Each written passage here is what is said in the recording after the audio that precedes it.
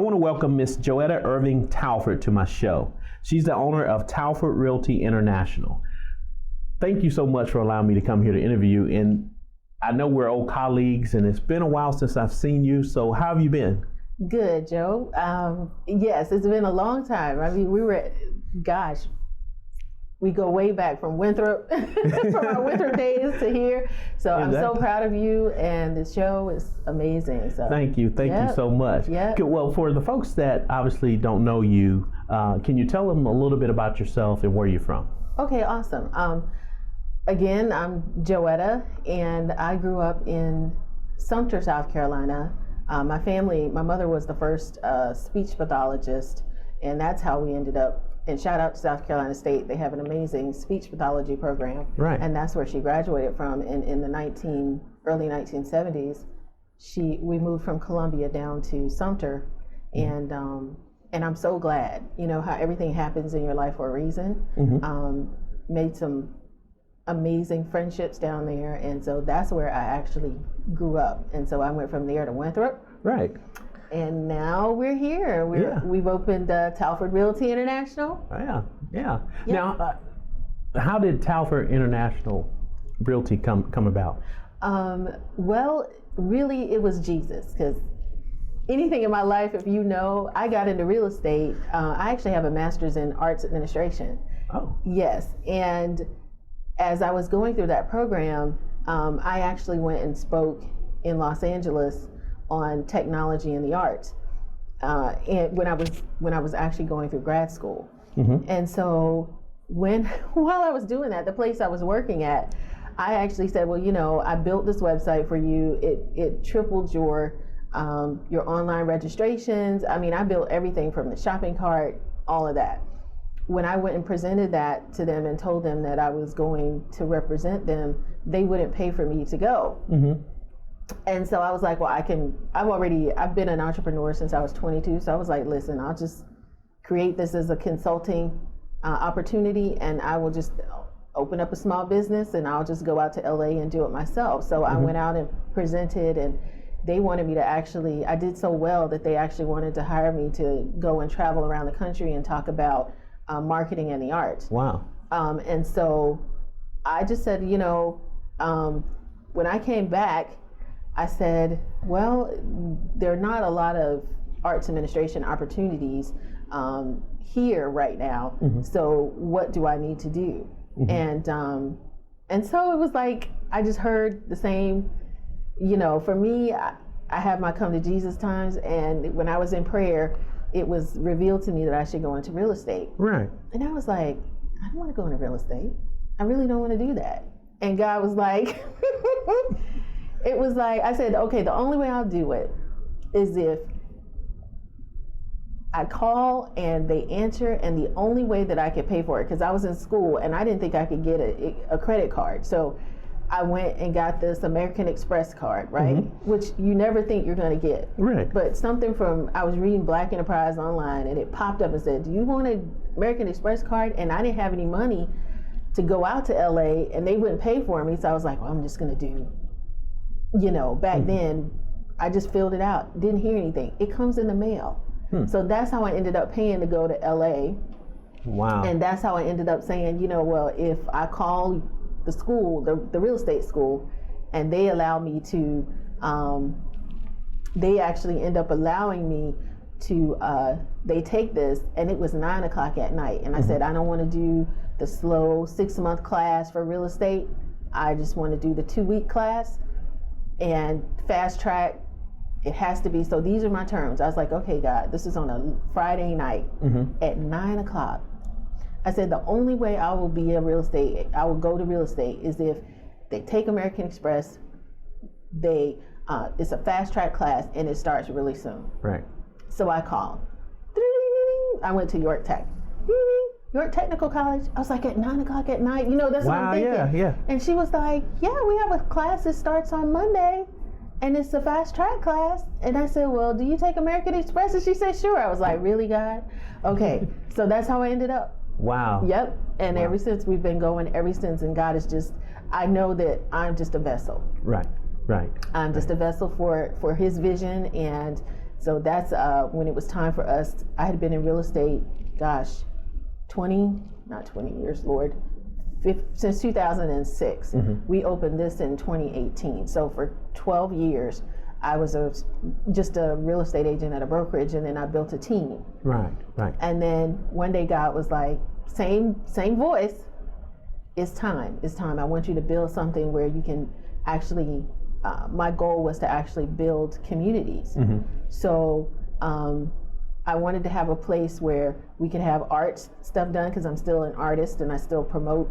I'm not an artist anymore per se, but I still promote for other artists, and I wanted to have a place where the community could come and my husband could come and do his publishing and stuff like that. Right. And so when I asked at the office where I was, but it's all a part of the plan. So them telling me no was a part of the plan for me to get here. Absolutely. And so so that's how we ended up here, and we were open on September 21st of 2018. Wow. That was our grand opening. Wow, that's amazing. Yep. That's definitely. I know that was a lot. No. This is your story. That was a lot. And obviously, this is about success. So, and I obviously wanted to come here and pick your brain about your success, and hopefully, in hopes that, which I know it will help someone else that's wanting to either start a business, or like I always say in my videos, it doesn't even have to be a business. It could just be anything else. Our goal is to motivate people to do what they want to do in life. Whether it's their passion or what they're here for on earth. We just want to motivate them, and like I said, just picking your brain, getting your tidbits will definitely help someone. So with Talford Realty International, how many hours would you say that you spent per week, per day, building your business? Just to give someone an idea of what it would take to start a business. Okay, I still get laughs from my agents in my office who say, "Oh my God, you texted me at like 12 a.m. and because I'm actually a night owl, so I actually work better at night, and so I actually get all of my, look, that phone call was to York Tech at 9 o'clock at night, right? So yeah, it takes a lot. It takes a lot of energy and effort to set up the one thing that I can actually say though is you want to be able to set up a foundation for yourself. And what I mean by that is you want to make sure that you have the steps, because the thing about, I actually have a mentor who has a $350 million business. Now my business is not $350 million at all, but the steps to get there are the same. Right. So what you want to do is you want to ask, who do I need to be to do whatever it is I want to do, or whatever it is my life calling is. So when you answer that question in terms of saying, who do I need to be, maybe you need to be somebody who works more hours than what you're working. Absolutely. Maybe you need to be somebody who's a little bit more, open to criticism. Exactly. Maybe you need to be a little more, whatever it is you need to be, then God will, you just kind of have to pray that prayer that this is whomever I need to be able to do this. When I'm dealing with my mentor, the one that you talked about that was the $350 million guy, the one thing that he really explained was, making sure that you, to get to that level, you actually have to be physically able to handle all of the pressures and things that come with that. There's a lot of pressure that comes with being successful. So he makes sure that he works out every day. He has a coach for every single thing in his life. So you have a coach for working out, you have a business coach, you have a coach for if you want to learn how to eat vegan. I actually even got a vegan coach to be able to help me to learn how to, at that point when I was trying to eat a plant-based lifestyle. I've kind of done a hybrid of that now. The most important thing was the reason why he reached 350 million was because his prayer was for other people to be successful. Right. So his prayer was that, I want my brother to be a millionaire. I want my family to not be poor anymore. I want this. So all of his stuff came not because he was like, Lord, just give me $350 million. It was because he wanted to be able to see the success of others in his life. Absolutely. And that's how he was blessed. Right. Because he wished for blessings for others. Absolutely. And in terms of dealing with, the one thing that I will share is when you are trying to build a business, there have been times personally in my life where I've been met with things like my husband was diagnosed with cancer, my parents passed away. All during that time, you will find that there will be life things happening, and sometimes the bad life things will happen when you're having the most success in your business. So you basically just really have to be able to balance.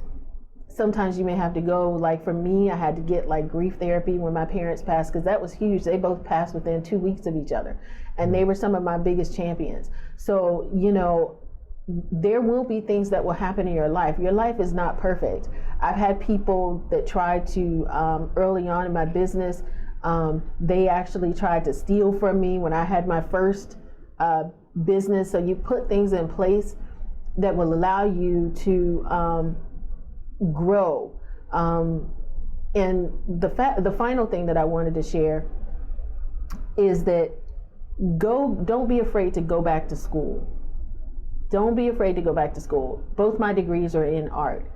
I told God that if I had to manage $1 million, I would not know back then what to do with it. I didn't even know how to read numbers. So you have to know, the biggest thing you need to know if you're going to be in business is to know your numbers.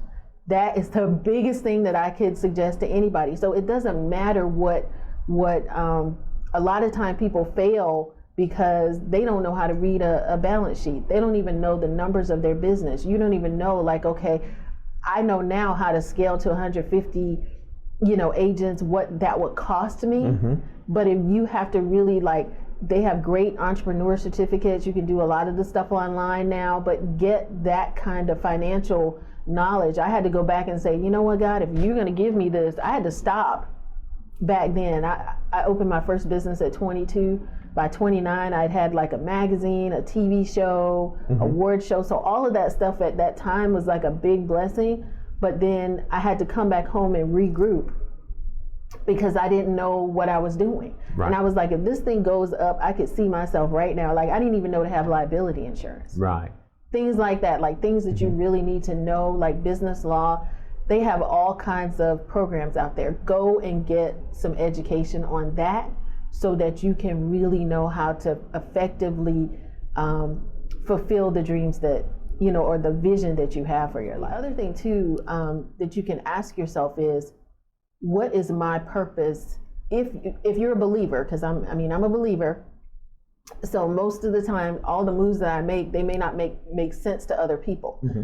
Don't let people talk you out of your dream. Exactly. Because the thing is that sometimes when babies are stubborn, I think sometimes people get angry with children when they're stubborn, but you actually need a sense of being stubborn so that you can focus on, we're all born with whatever it is that God has given us to be able to fulfill the purposes He has for us.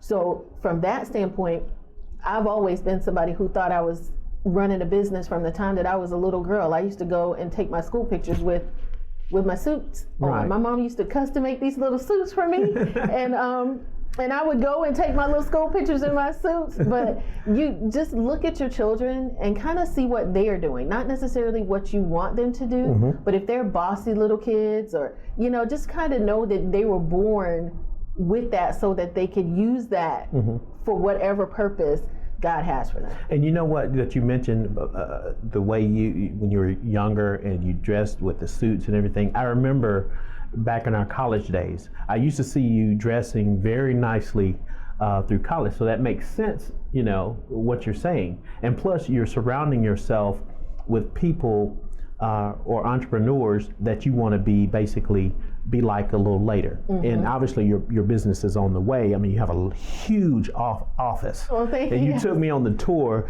So that $350 million earner a year is not far away from you, right. Because you're surrounding yourself with people like that, because you don't want to surround yourself with people that are, not making any money. So right. why would you do that? So right. you're really doing it. And like I said, I remember back in the day in college, you were always dressed nice. You had that. I didn't know that, obviously, that you were going to go into real estate or anything, but I just saw that in you. Okay. You know, you saw something. I didn't know what it was going to be, but here we are. Well, thank you. Yes. know. And my mother probably made a lot of those suits then too. She was a great seamstress, though. Yeah. And you kind of touched on it a little bit, and that was going to be my next question.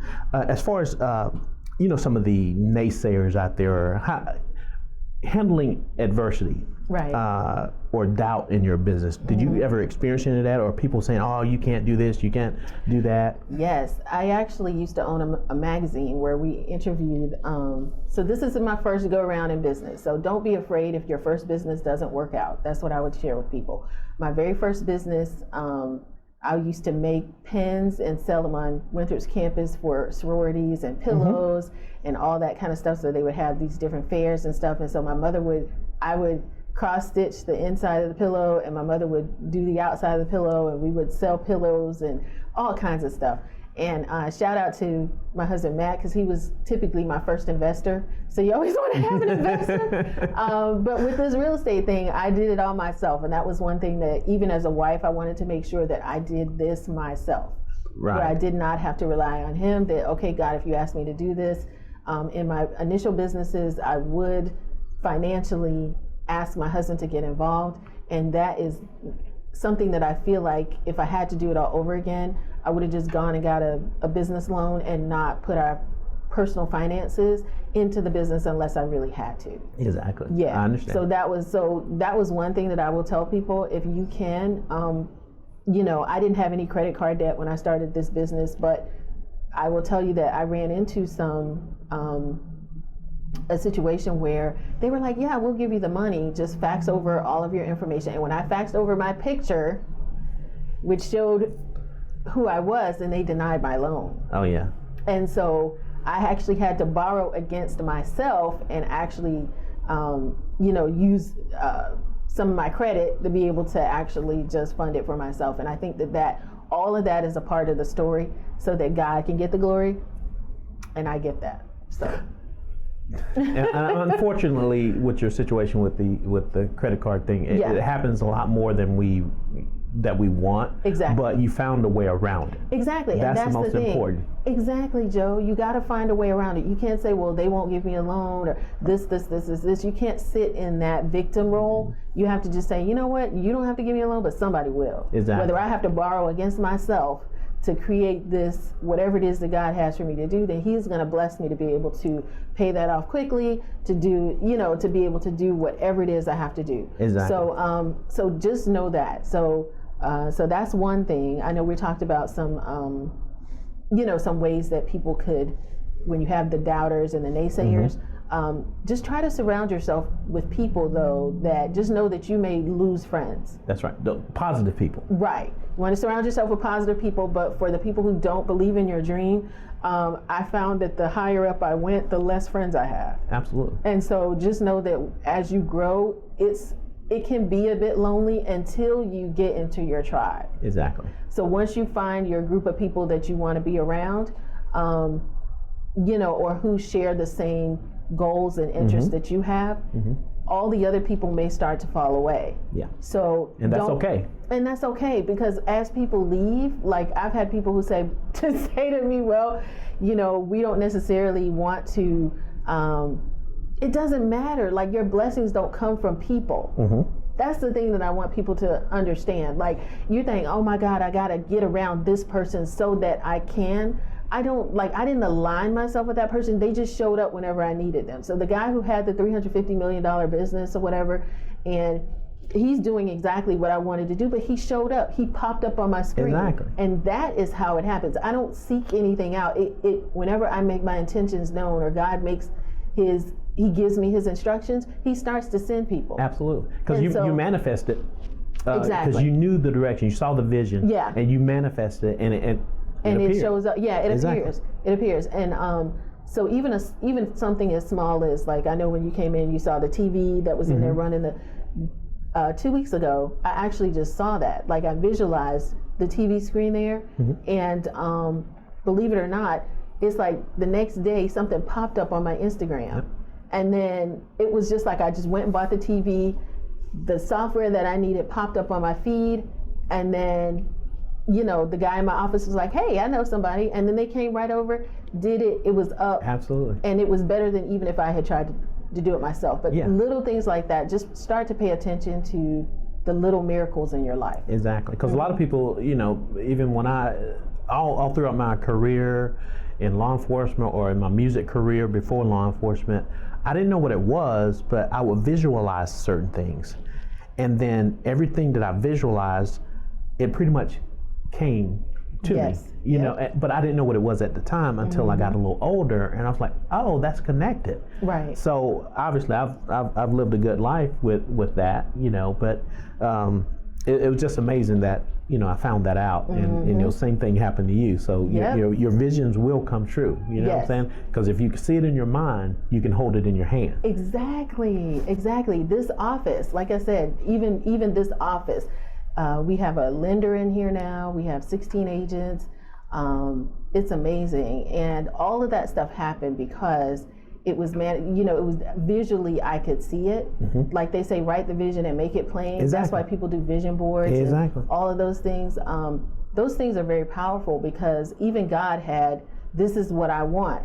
I want there to be light. Let there be light.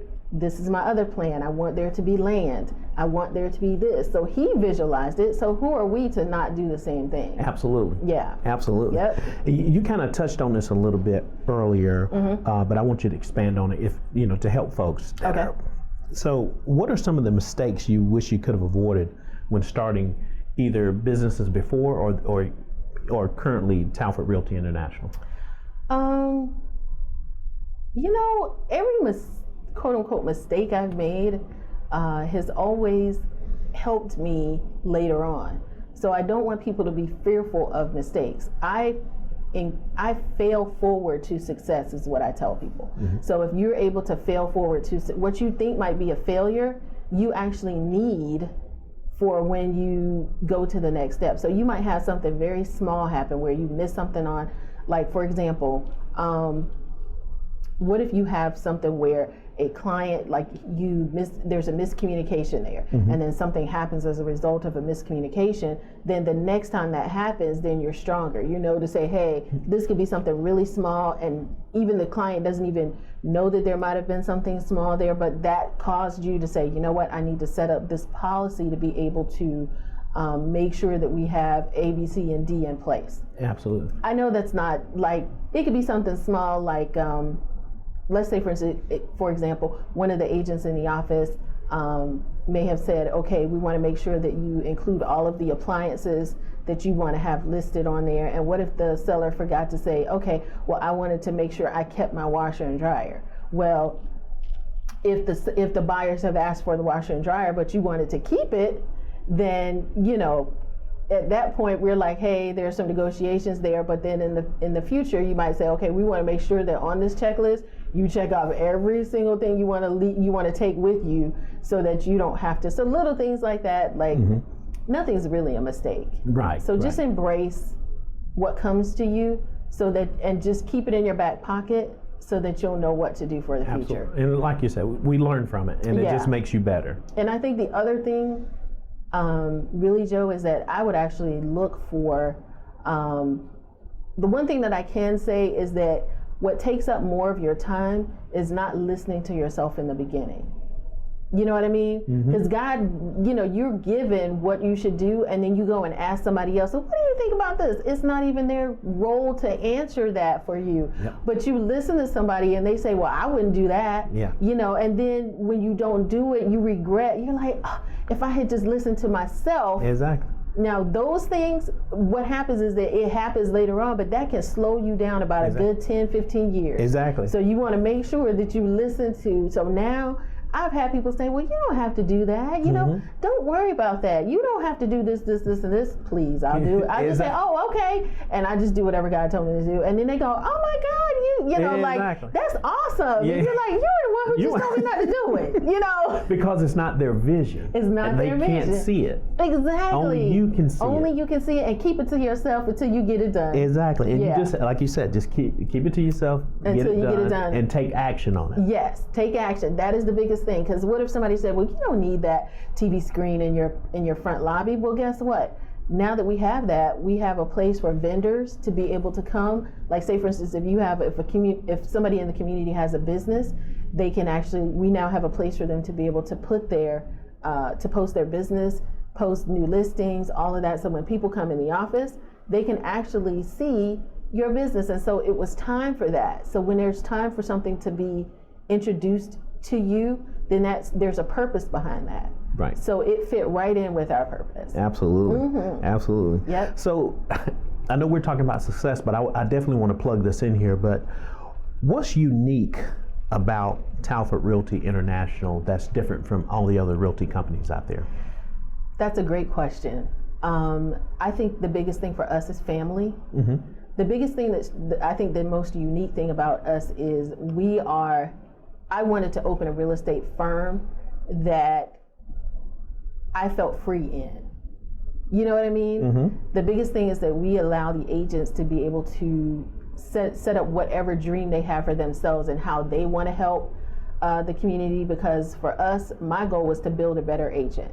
And once I could build a better agent, then I can actually build a better community. So our focus is, there were a lot of people who came here who had been at real estate offices, had never done a transaction while they were there. And so my goal was to be able to allow them to see that, you know what, you actually can do this.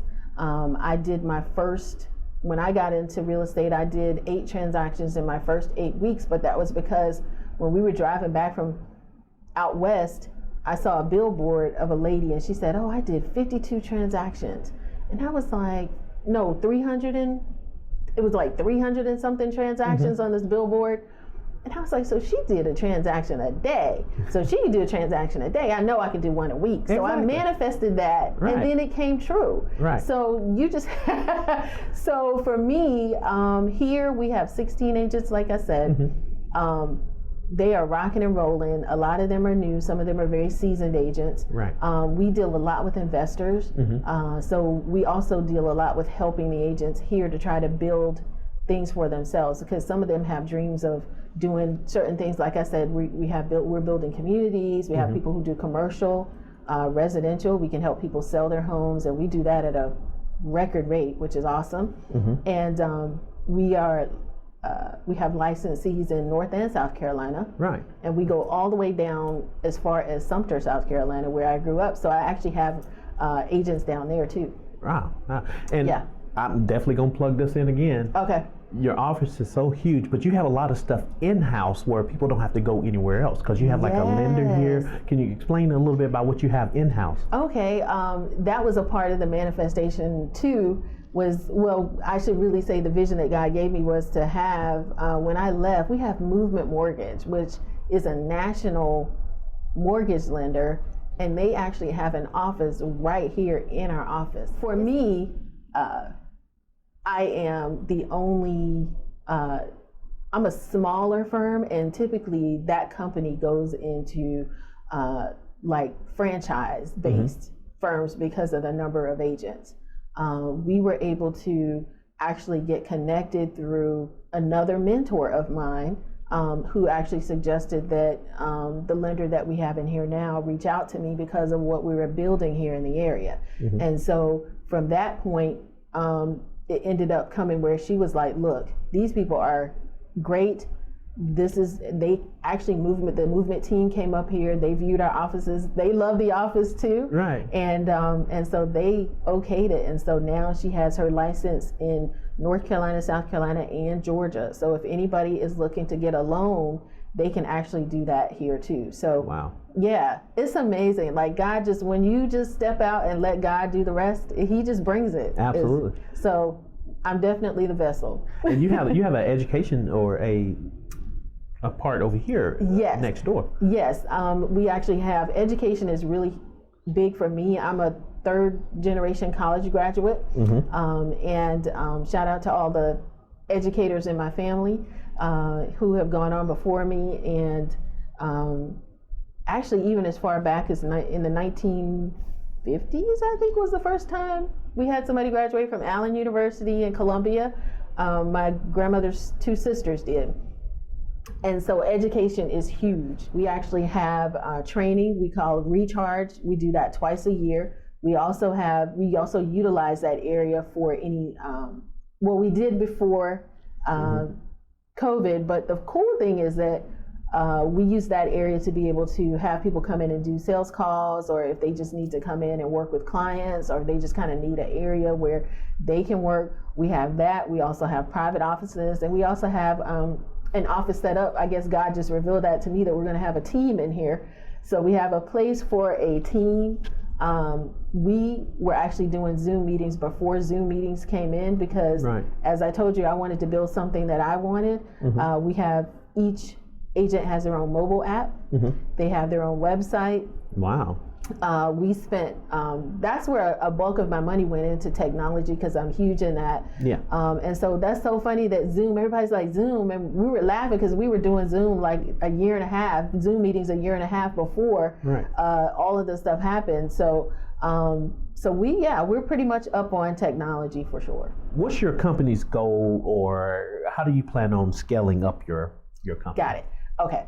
So in terms of scaling up, we started out with the ability to, I can scale from here in one day. We have it set up where we could actually scale from here to 150 agents. Wow. In no time. Like, all I have to do is, because the technology and the foundation is in place for us to be able to do that. So if I need to do that, or when that comes, if somebody comes in and they do that, then we're already set up for that. Exactly. Yeah. Exactly. So technology-wise, we have that. People could go and put their listings and all that stuff right in. We already have everything set up in terms of marketing, signage, all of that. Wow. Hey, you're a forward thinker. And that's what it takes to be successful. It does. You know, like you said, your mentor, or the person that you have getting little tidbits from, the $350 million earner, I'm sure they're a forward thinker as well, just to get that, get to that level. Yes. So how did you build a successful customer base? What attributes to that? I think the biggest thing, I don't know if you even remember seeing on the wall in our media room down there, we have the word family. Yeah. We treat everybody, once you become a part of our family, then you're a part of my family. So like, for example, most of the customers I have are repeat customers. So I started out when they're a first-time home buyer. We sell that house, and they move into the next house, and then they sell that house, and then we are now on to their dream final home, or if they're an investor. I have some investors that started out with me. We bought one property, now they're up to 10 properties. Now they're like, hey, I want to start doing developments.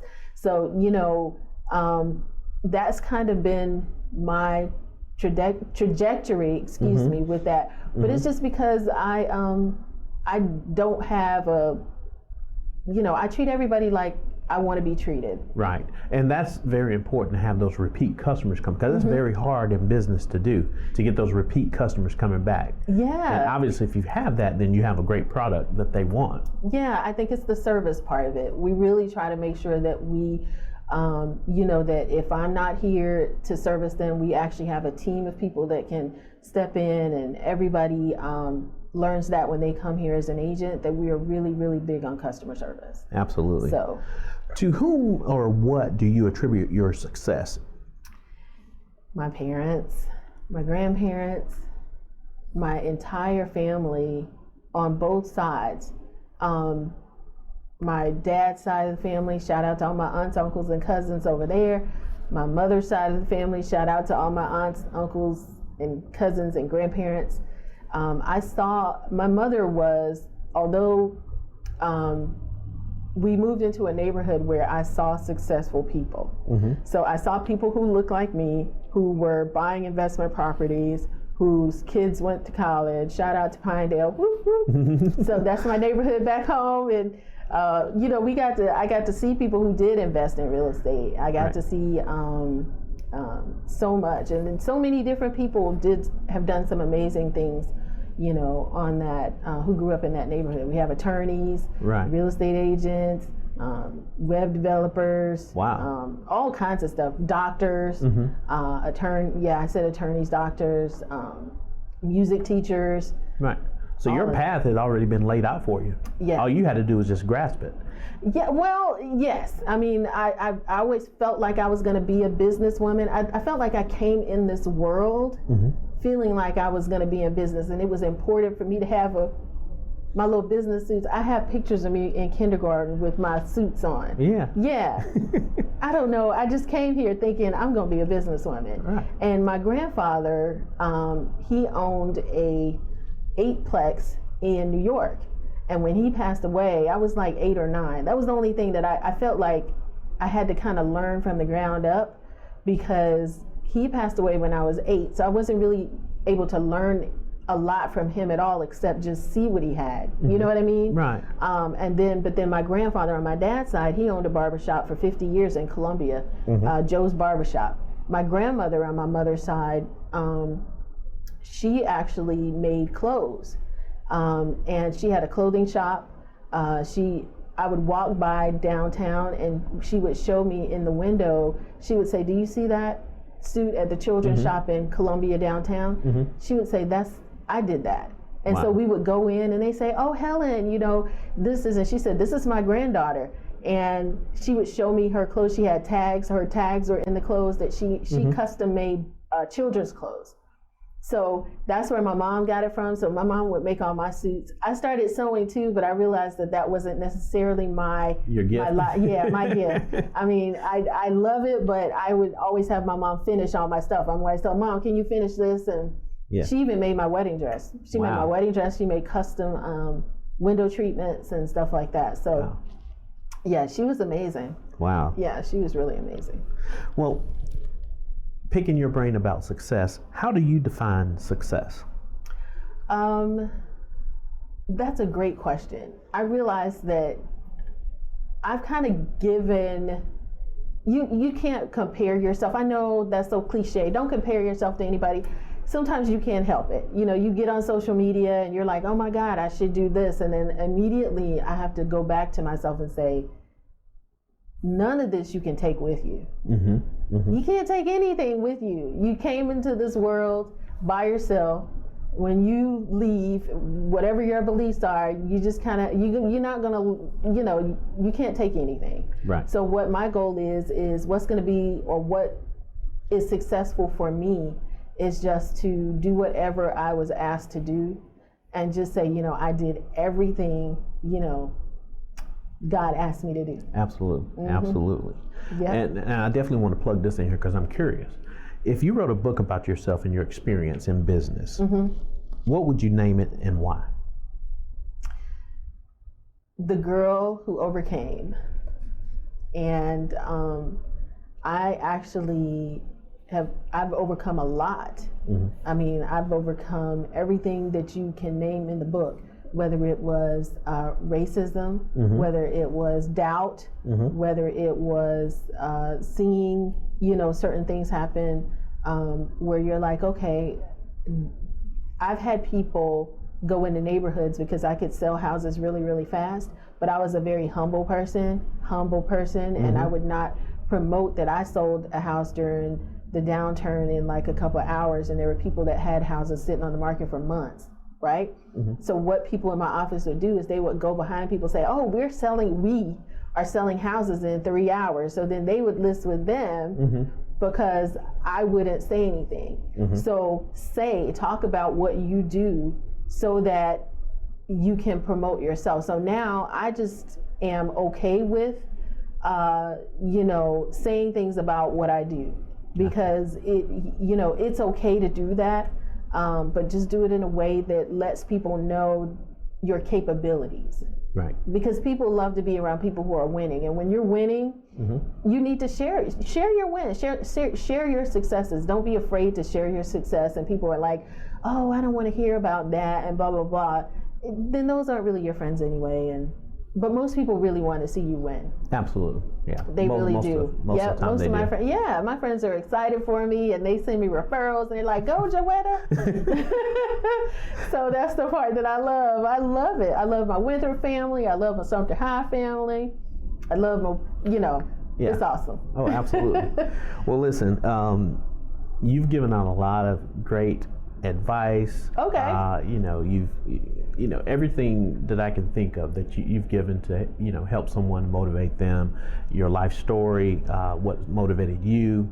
And I know we could talk all afternoon because I know you have a huge story, but obviously you're a very busy lady. Yes. And I'm not going to take up any more of your time, but I want to thank you so much for allowing me to come here to get this information from you, to put it out there to help someone.